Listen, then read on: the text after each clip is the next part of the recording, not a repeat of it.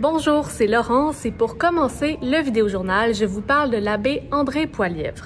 L'homme de foi et fondateur de l'organisme Straight Up, un organisme qui vient en aide aux membres de gangs de rue qui souhaitent un nouveau départ, se verra remettre un diplôme honorifique pour reconnaître son dévouement communautaire.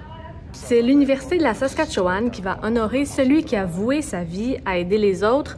Avant l'organisme Straight Up, qui a eu 20 ans l'an dernier, il aidait les détenus en tant qu'aumônier au centre correctionnel de Saskatoon.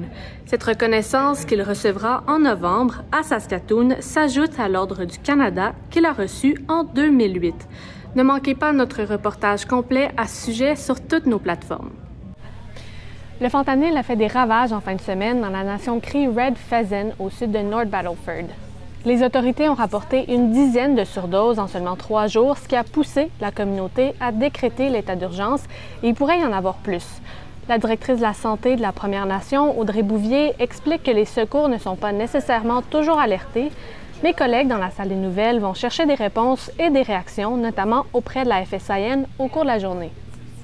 La ville de Prince-Albert est passée à un cheveu d'en finir avec la grève des employés municipaux qui perdure depuis 2 semaines. Vendredi, une entente de principe avait été conclue et les employés devaient aller voter, mais le vote a été annulé à la dernière minute et les bulletins déjà enregistrés ont été déchirés. Le syndicat canadien de la fonction publique explique avoir pris cette décision parce que la mairie aurait omis de transmettre des informations à temps pour le vote sur les changements qu'elle comptait faire. La ville de Prince-Albert, de son côté, affirme que le seul changement proposé était la création d'un centre d'appel et que cette information avait déjà été transmise au syndicat. Pour plus de détails sur cette centaine d'employés toujours en grève ou sur les services qui sont touchés, rendez-vous sur notre site Internet ou téléchargez notre application Info. Bonne journée!